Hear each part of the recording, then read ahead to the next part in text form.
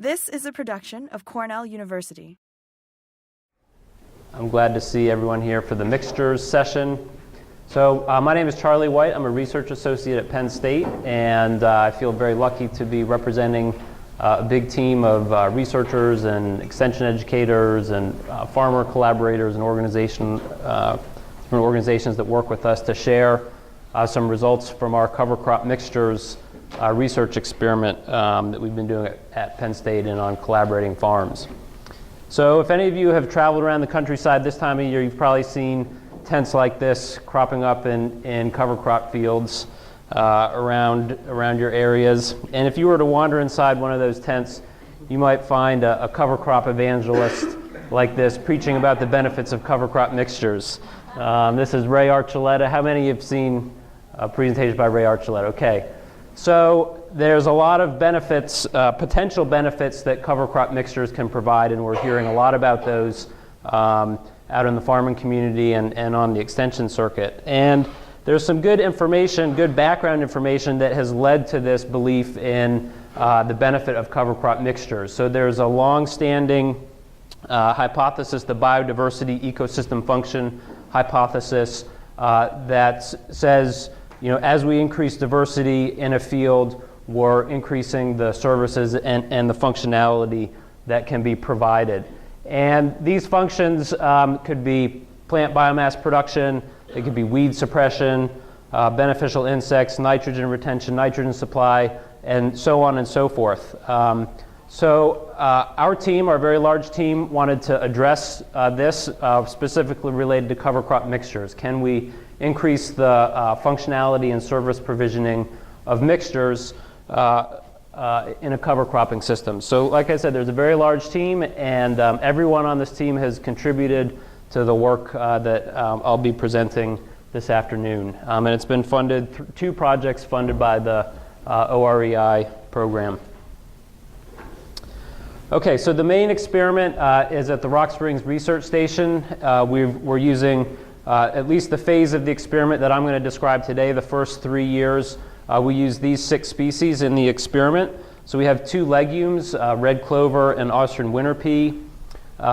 We have 2 brassicas, canola and forage radish, 2 grasses, cereal rye and oats.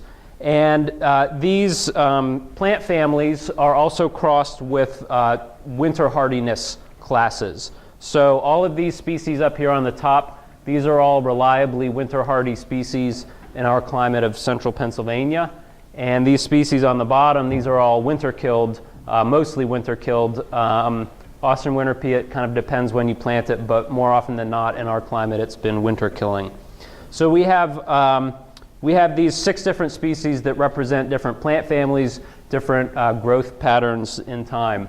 And we planted those 6 species in monocultures as control comparisons. And then we also created 4 mixtures out of those 6 species. And the mixtures we assembled to target different functional goals and also to have a gradient of species diversity. So we have the 3 species N treatment, which has clover, pea, and rye, and this is focused on nitrogen management, so the rye is in there to scavenge nitrogen in the winter. These are all planted after winter wheat and going into corn, so we also want to supply nitrogen to the corn crop, so we've got the clover and the pea in there. The 3 species W, that's for weed management. This is in an organic cropping system experiment, so we're not using any herbicides, so we're looking for the cover crop to provide some weed suppression services. So we have oat in there as a fast-growing species, and then rye is a high biomass species in the spring. And because we're going into corn, we wanted to have some nitrogen as well. So we have the clover in there. 4 species mix, so we're starting to increase in species diversity. We have a clover, pea, and rye. So those are the same 3 species that we have up here, but now we're adding canola as well. And canola, being a brassica, has some interesting tissue chemistry. It's also a species that will flower relatively early in the spring. So we're getting flowering, the canola is flowering before we're terminating it, and the idea is that we can attract some beneficial insects or provide habitat and resources for native bee populations with the canola. And then we've got our 6 species mix here, which is kind of the high diversity mix for our experiment, and we're just looking to maximize diversity and hopefully, if our theory is right, maximize the services and benefits that we get from the mixture. Okay, so we're looking at multifunctionality of these cover crops. So we've measured lots of different services that they're providing. And I'll just go around here. So biomass production, above ground biomass we harvested in the fall and the spring. Nitrogen retention, this is an anion exchange resin bag. We bury this at 25 centimeters when we plant the cover crop in the fall, and then we dig that up in the spring, and we can extract the nitrate that leached through the soil profile through this bag there and scale that up to an aerial basis.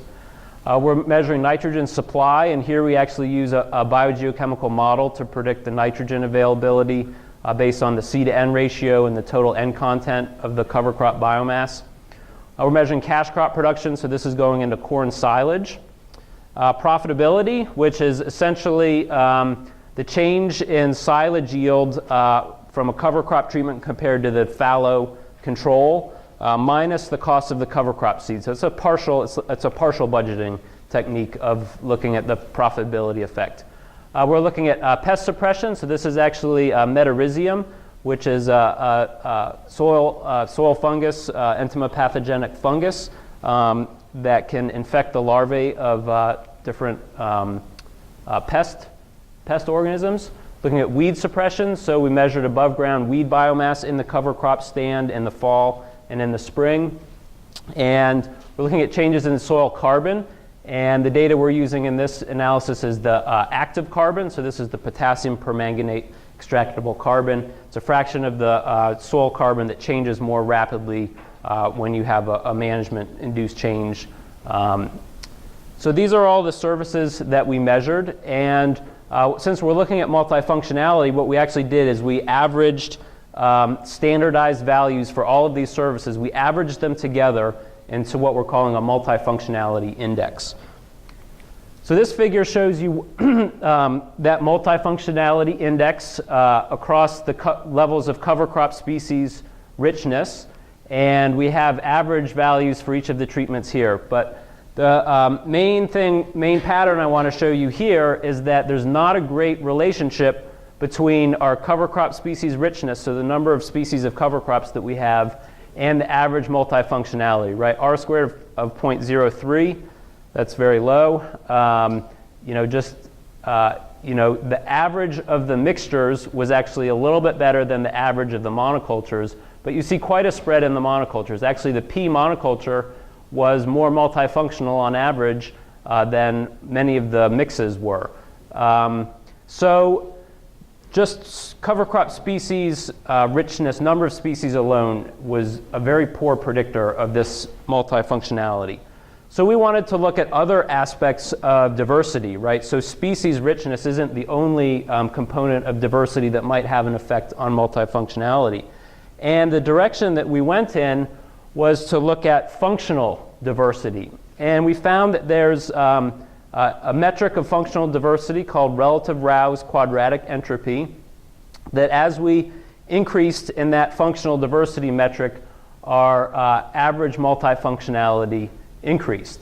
So that's good. That actually kind of fits the hypothesis of increasing diversity increases multifunctionality. It just didn't happen to be species diversity. It's functional diversity. So we also wanted to know what was driving this increase. Was it an increase in the positive benefits that cover crops provide, or was it a decrease in some of the drawbacks? So for example, nitrogen immobilization or reducing cash crop yields. Those can be drawbacks that those negative aspects are actually averaged into this mean value here. So if we decompose these average values into the positive services, which are these black triangles, and the negative disservices, which are the squares here, what we saw is that the services actually didn't change. So the benefits that we're getting from cover crops, the positive benefits, are staying the same as we increase diversity, but the drawbacks that cover crops can sometimes cause, like nitrogen immobilization or something like that, those drawbacks are actually getting better. We're ameliorating the disservices that cover crops can sometimes provide. So this was an interesting finding that diversity had this effect on ameliorating the disservices. So I think there's some potential benefits to cover crop mixtures, but there's also some challenges. So challenge number one, understanding functional diversity, right? You can't call up your seed company and say, hey, give me your seed mix with the highest relative Rouse quadratic entropy, right? They'll probably hang up the phone and think you dialed the wrong number. Is there anyone in this room that can even tell me what relative Rouse quadratic entropy is? Anyone? Come on, be brave if you know. Okay, so there's a lot that we need to do to enhance our literacy of functional diversity. If this is what's going to be driving improvements in cover crop mixtures, we need to understand what functional diversity is and how to manage that. So I want to give you a quick little primer here. So functional diversity is all about the functional traits that the plant species have. And these traits, things like the fall growth rate, the spring growth rate, the carbon to nitrogen ratio, these traits are what drive the provisioning of these services. And you can take these traits, when you start thinking about functional diversity, you have to take these traits and then you have to plot them in a multi-dimensional space. Okay, so this is, luckily here we only have 3 traits that we used in our analysis, so we can visualize it in 3 dimensions. But you can add as many traits as you want here, and mathematically it kind of takes care of this multi-dimensional space. But it's nice to visualize it in 3 dimensions. So these are actually our 6 species with their different trait values plotted in multi-dimensional trait space here. So then you can take the 6 species and you can start connecting them. So these are all our mixtures here. So the 3 species N, the pea, the rye, the red clover. If you connect these together, you get essentially a volume of space. And you can look at the center of the trait space. So this black dot here, that's the centroid. You can look at the distance that things are from the centroid, and you can look at how evenly the biomass is between all of the species. And so those aspects, evenness, richness, which is the volume of the space, divergence, which is how far apart things are on average from the center, these are components of functional diversity.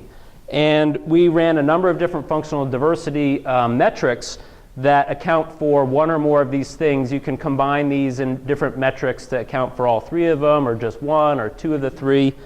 And relative Rouse quadratic entropy was the one that was predictive of our multifunctionality. And this indicator takes into account evenness and divergence. So what this is telling us is what you want to have species that are well spaced out from each other, and you want to have even biomass across all of the species in your mixture. So this is actually, if all of this biomass was even, this would be a fairly divergent mixture. When we go to the 4 species mix, actually adding this canola in the middle here, that reduces our divergence, okay, because we've put a species in there that has traits that are very close to the middle, and we want traits that are evenly spaced across the edge. So this is actually a case where adding a 4th species, if you're thinking about species diversity as your indicator, adding the 4th species actually reduced our functional diversity here. So I think there's some traps that we could fall into when we don't understand functional diversity. You might think, oh, let me add 4, 5, 6 species. Well, here's another good example of where having some species in the middle of this volume reduces the divergence. So I think increasing our literacy around functional diversity will help us create better mixtures, higher performing mixtures. Okay, so challenge number 2, you now have to have evenness spread out around the edges of your trait space, which means you need to manage cover crop mixtures to be even in their biomass production. And this is a figure that shows biomass, or essentially the composition of the cover crop stand over time for the 4 different mixtures here. So we have the composition at seeding, so this is plants per meter squared. We have the composition at germination, so the number of plants that germinated per meter squared. Our fall biomass composition and our spring biomass composition for the different mixtures. And each of these shaded areas, different colors represents a different species in the mix. And what we saw is that across all of the mixtures is in spring we had a strong convergence towards cereal rye. Cereal rye really dominated a lot of our mixes. We lost red clover, was really a minor component. So we really didn't achieve very even mixtures in this first stage of the experiment. This is a picture of the 3-species nitrogen mix here in spring, the first year of the experiment. So the cereal rye you see very tall here. Red clover is just hanging on down there. A little bit of Austrian winter pea. So that was a big challenge for evenness, and we knew in the second phase of this experiment we needed to do something about the evenness. So we switched up our species that we used in these mixes, and in the second phase of the experiment we shifted rye to triticale and we shifted red clover to crimson clover. So if you know anything about rye and red clover, rye is the fastest growing of the grasses in the spring. Red clover is the slowest growing of the legumes in the spring. And so we basically set this mixture up for failure because of the differences in spring growth rates. So now we're going to a slower growing grass, the triticale, and a faster growing clover, the crimson clover, and we're seeing much more even biomass in the stands. Another challenge for evenness is that the expression of these mixtures is very different across different farm sites because of the soil fertility and the climate at each site. So this is the 4-species mixture planted 4 different locations. These 3 were on-farm locations. And so this shows the biomass composition in the fall. And you see, depending on these different sites, like this site was almost all canola. This was almost all canola, but a good bit of pea. Here we had canola and rye. Here it was mostly rye, a little bit of canola and pea. So the factors that we think are driving this are the climate and the nitrogen status. So in the second phase of our work, we've really focused on looking at gradients of climate and nitrogen status at seeding to be able to predict how the biomass might shift and try and adjust our seeding rates. So a postdoc on the project, Barbara Berrybar, has a poster this evening looking at some of this work where we're mechanistically changing planting dates and nitrogen fertility and looking at differences in biomass composition. So we'd welcome you to stop by that. Okay, when we think, another challenge, when we think about doing a spider plot like this, just the layout of this spider plot implicitly implies that these services are somewhat independent of each other, and that it might actually be possible to have high service levels on all of these around, if you theoretically had the optimal mixture. What we saw from the data in the first phase of this experiment, this is a principal components analysis with all of our services, and this type of analysis, what it does is it allows you to see what services are associated with each other, which services are opposed with each other, which services are independent of each other. And so the way things shook out is we have these bundles of services. So nitrogen supply, cash crop production, and profitability were all related to each other. So this is a service bundle here. And a different bundle of services were actually opposed, so there was a trade-off. So nitrogen retention, weed suppression, and biomass production, these were somewhat clustered together. These are all opposed to each other, so there's a trade-off between these services. Soil carbon and pest suppression seem to be relatively independent. So how do we manage this trade-off? Well, in all of the data that we have from on-farm experiments and research station experiments, we were able to, with the nitrogen trade-off at least, start to understand what's driving this trade-off. So we have cover crop management factors that are affecting nitrogen supply and nitrogen retention, and there's also soil management factors. And for the cover crop management factors, increasing the non-legume seeding rate, having more grasses, more brassicas, that increased our nitrogen retention. That makes sense. They're good scavengers. For our nitrogen supply, keeping a low biomass C to N ratio in spring and fall that increase our nitrogen supply. So increasing these decrease nitrogen supply. Having more nitrogen in the biomass in the spring increased nitrogen supply. And the trade-off between these two services is actually this indirect effect where increasing the non-legume seeding rate increased the C to N ratio, which decreased the nitrogen supply. So if we look at our soil management factors here, we see that increasing the fall soil nitrogen, so farms that applied manure in the fall had a high nitrate level in the fall, they had a high leaching load. When we had that high level of nitrate in the soil, we needed more of a non-legume seeding rate to combat the nitrogen retention, which hurt our nitrogen supply factor here. So if we can manage our fall soil nitrogen to have low soil nitrogen in the fall, so avoid fall manure applications, avoid excessive tillage in the fall, which can stimulate mineralization, we could get away with a lower non-legume seeding rate, which would help maintain high nitrogen supply. The other thing we saw is that sites that had high soil carbon levels or high soil organic matter levels, there's nitrogen coupled with that carbon, and that increased our nitrogen supply. So building high soil organic matter levels can help offset some of the negative aspects of higher non-legume seeding rates. The other great indirect effect of increased soil carbon that we saw is that it helped to maintain lower C to N ratios in our cover crop tissue in the fall and the spring because there's more nitrogen available in the soil from mineralization and whatnot. So all of these effects interacting with each other are kind of difficult to keep track of.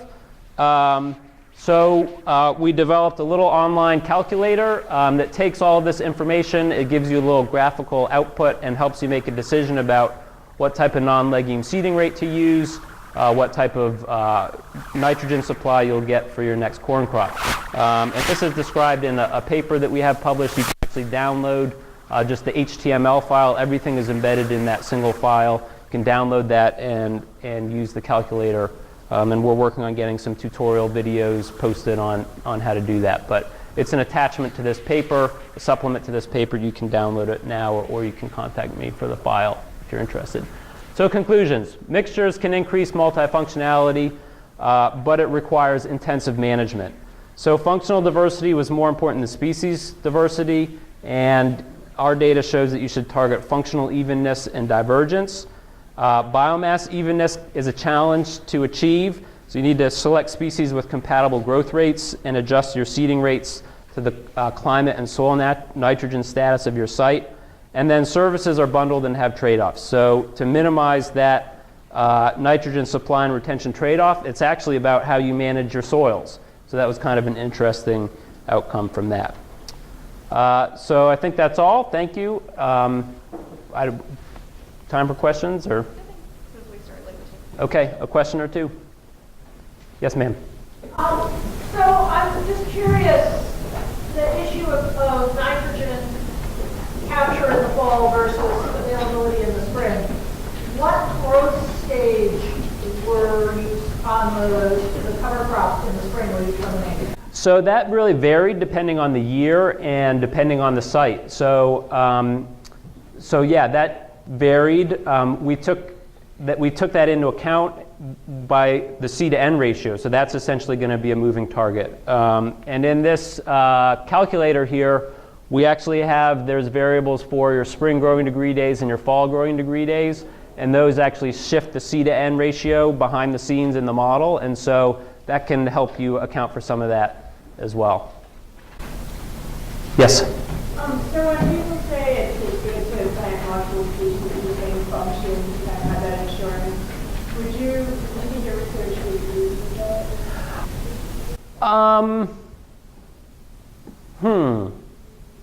I think that there's still something to the insurance effect of having, because yeah, they some species might do better or worse.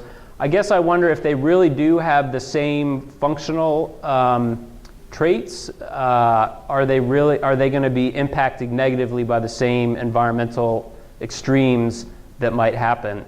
I think in terms of the insurance hypothesis, I would say if you're thinking about your traits around the edge, try and populate more traits around the edge so that if you lose a few, you still have others around the edges I wouldn't necessarily try and pile up multiple species on 3 points of a triangle. Does that make sense? Yep. Yes? Are there seed companies involved with this? And my actual question is, which seed companies are most intelligent about the mixes? Yeah. So I think all of the seed companies are good, and they know their products better than anyone else does. And I think that as a community, we're all learning together. And I guess what I would hope is that some of this information can ultimately get integrated into how companies are making their mixes. I think the challenge, though, is that what we're seeing is that the same ratio of seeding rates may not be appropriate for every farm. And I think that's going to be a challenge for the seed companies because they need to mix their seed in bulk to some extent and have a consistent lineup. And so I think some of the farm tuning may have to occur at the farm level. The farmer may have to say, okay, I'm going to procure this stream of seed, and then I'm going to decide what my mixing ratio is going to be. So that adds a little bit extra management challenge to the farmer. All right, well, I probably used up my time, so all right, thank you.